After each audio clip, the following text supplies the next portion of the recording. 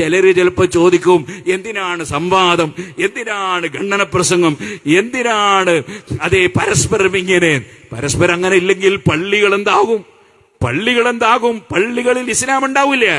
പിന്നെ പുതിയ ഒരു ഇസ്ലാമിനെ കൊണ്ടുവന്ന് പ്രതീക്ഷിക്കും അല്ലേ? അങ്ങനെയല്ലേ ബഹുമാനപ്പെട്ട അബുൽ ഹസൻ ശാദിലി റളിയല്ലാഹു അൻഹുവിന്റെ പേരിൽ നിർമ്മിക്കപ്പെട്ട കോഴിക്കോട്ടെ പള്ളി എങ്ങനെ നഷ്ടപ്പെട്ടു?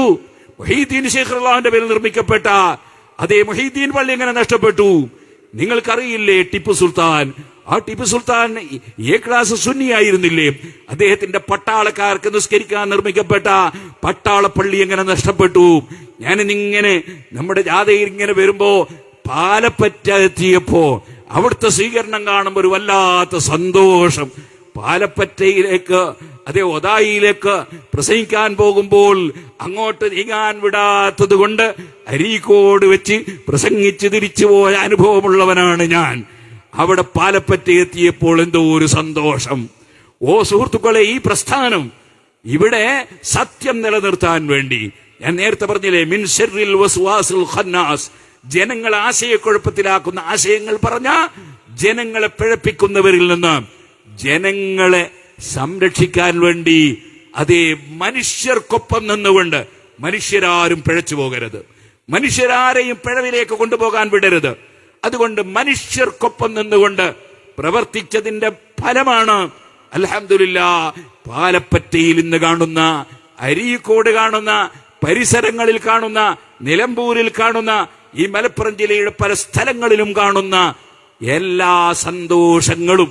അതേസമയത്ത് നമ്മുടെ സംഘടനാ പ്രവർത്തനം ഊർജിതമല്ലാത്ത ഒരു കാലത്ത് നമുക്കറിയാം, ഇതിന്റെ തൊട്ടടുത്ത് വാഴക്കാട്, അവിടെ മഹാനായ ശംസുൽ ഉലമാ ഖുത്ബി മുഹമ്മദ് മുസ്ലിയാർ അവറുകൾ അതേ അവിടെ ക്ലാസ് എടുത്തിട്ടില്ലേ? അവരുടെ ഉസ്താദായ കുഞ്ഞഹമ്മദ് ഹാജി അവറുകൾ അവിടെ ക്ലാസ് എടുത്തിട്ടില്ലേ? അതുപോലെ മഹാനായ കണ്ണിയത്ത് ഉസ്താദ് അവറുകൾ അവിടെ ഓതിപ്പഠിച്ചിട്ടില്ലേ? അങ്ങനെ തുടങ്ങി വലിയ വലിയ മഹാന്മാർ അവിടെ പ്രവർത്തിച്ച് മതത്തിന്റെ നിയമങ്ങൾ പഠിപ്പിച്ചിരുന്ന, വെറും മത നിയമങ്ങൾ മാത്രമല്ല, അതിന്റെ പുറമെ വേറെയും ഒരുപാട് കാര്യങ്ങൾ കുഞ്ഞഹമ്മദ് ഹാജിയെ പോലുള്ളവർ പഠിപ്പിച്ചിരുന്നു. ആ സ്ഥാപനം അതേ ദാറുൽ ഉലൂം ഇന്നെന്തേ യഥാർത്ഥ മുസ്ലിമീങ്ങളുടെ കൈവശത്തിലില്ലാതെയായി പോയത്? അത് നമ്മുടെ സംഘടനാ പ്രവർത്തനം അന്ന് ഊർജിതമല്ലാത്തത് കൊണ്ടാണ്. ഇനി എന്തിനധികം പറയണം? നിങ്ങൾ നോക്കൂ, ഇവിടെ അതിഥി തൊഴിലാളികളായി വരുന്ന ആളുകൾ, ആ ആളുകളിൽ പലരുടെയും പേര് നല്ല സദഖത്തുള്ള, റഹ്മത്തുള്ള തുടങ്ങിയ പേരാണ്. പക്ഷേ അവരിൽ പലർക്കും ഫാത്തിഹ അറിയില്ല, നിസ്കാരം അറിയില്ല, വുളു അറിയില്ല, അങ്ങനെ ഈമാനും ഇസ്ലാമും അറിയില്ല. എന്തേ കാരണം? അവരുടെ സ്റ്റേറ്റുകളിൽ സമസ്ത കേരള ജംഇയ്യത്തുൽ ഉലമയുടെ പ്രവർത്തനം ഉണ്ടായില്ല. നമ്മുടെ പണ്ഡിതന്മാരുടെ ഊർജം ചെലവഴിച്ച് ആത്മാർത്ഥമായി മനുഷ്യർക്കൊപ്പം നിന്നുകൊണ്ടുള്ള പ്രവർത്തനങ്ങൾ ഉണ്ടായില്ല. അതിന്റെ പേരിൽ അവരുടെ ഒരു അവസ്ഥ അങ്ങനെയായി പോയതിൽ ഏറ്റവും മനസ്സ് വേദനിക്കുന്നവരാണ് നാം. അതുകൊണ്ട് തന്നെ പറയട്ടെ, നമ്മുടെ സംഘടനകൾ വളർത്തൽ, നമ്മുടെ കേരള മുസ്ലിം ജമാഅത്തും SYS-ഉം SSF-ഉം സുന്നി ജമിയത്തുൽ മുഅല്ലിമീനും SMA-യും അങ്ങനെ സമസ്ത കേരള ജമിയത്തുകളുടെ കീഴിലുള്ള മുഴുവൻ സംഘടനകളും വളർത്തുകയെന്നത് ഫർദ് കിഫ മാത്രമല്ല, ഫർദ് ഐനാണെന്ന് പറഞ്ഞാൽ തെറ്റാവൂല. അവനവന് മാത്രം അത് പ്രവർത്തിച്ചാലേ കഴിയൂ എന്ന അവസ്ഥ വരുമ്പോ എല്ലാവരും അതിൽ പ്രവർത്തകരാകണം.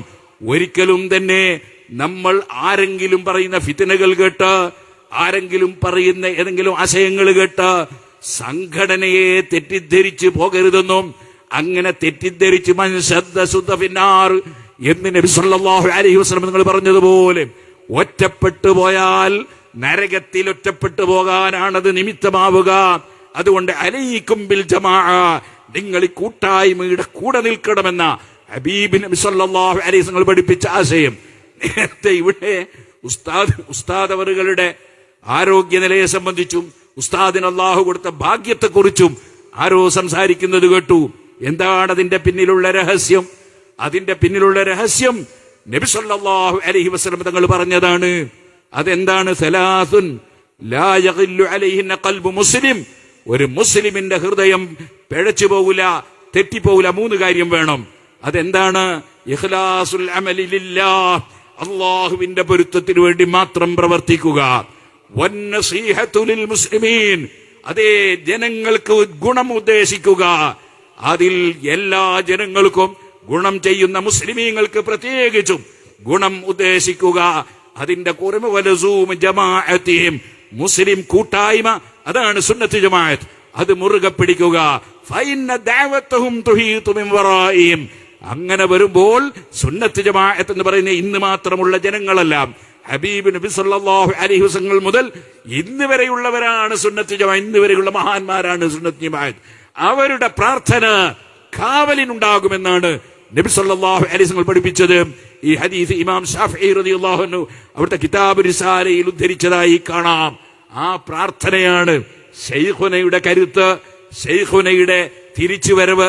എന്ത് പേര് പറഞ്ഞാലും ആ പ്രാർത്ഥനയാണ് ഇങ്ങനെയുള്ള ഒരു സമൂഹത്തെ എല്ലാവരാലും അംഗീകരിക്കപ്പെടുന്ന, എല്ലാവർക്കും ഞാനും അതിൽ പങ്കെടുക്കണമെന്ന് തോന്നുന്ന ഇത്തരത്തിലുള്ള സംവിധാനങ്ങളും സമ്മേളനങ്ങളും സംഘടിപ്പിക്കാൻ അള്ളാഹു നമുക്ക് ഭാഗ്യം തന്നത് ഈ 3 കാര്യം മുറുകെ പിടിച്ചത് കൊണ്ടാണ്.